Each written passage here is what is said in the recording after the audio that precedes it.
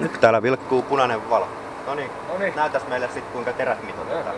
Niin on. No mitä pitää tehdä ensin? Nyt on sama terä vai vaihdetaan terät? Ensin otetaan siis se terä käyttöön, mitä ollaan mittaamassa. T0909. Eoppi, insertti, sykle, startti, C. Katsotaan, tuolla on nyt terä 9 siis. No mitäs sitten tehdään? Avaa kamera. Ossa kameramies. No niin, sit ovi auki. Mistä tää sammuu? Käsikäytölle käyttötavan valinta ja sitten tää sammuu tää näyttö. No se kuvaa sillä. Näytä tänne päin vaan mitä täällä tapahtuu. Eli täältä lähti toolsetteri alas tuolla. Noniin. Sitten ensin tuolla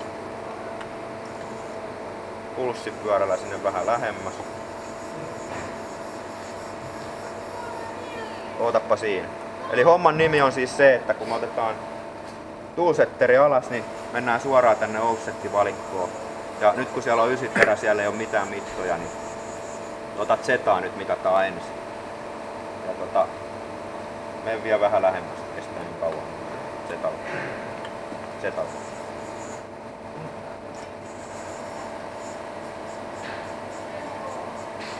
Siihen ja sitten käyttötapa jokille. Ja nyt silloin kun tuolla syttyy valo, niin toi muuttuu toi terän Z-mitta. Ja siitä voi jokista nyt painaa Z- suuntaan niin kauan kun valo syttyy siellä.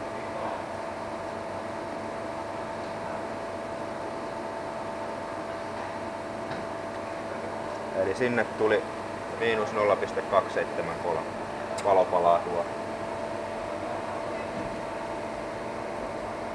Sitten irti se.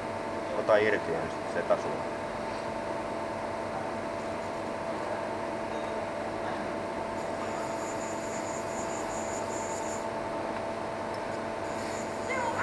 Ja mennään koskettaan tuolta ylhäällä sitten.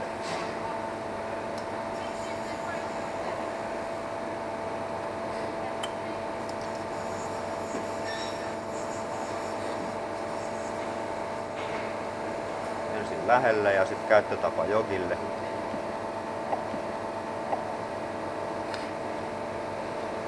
Ja painetaan X miinukseen niin kauan kuin valo syttyy.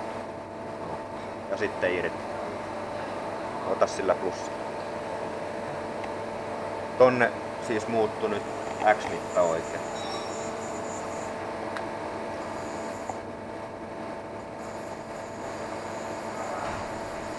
Irti ja varsi ylös. Käsikäytöllä.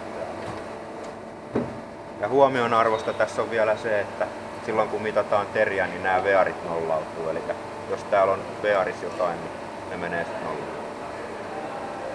Noin. Homma toimii.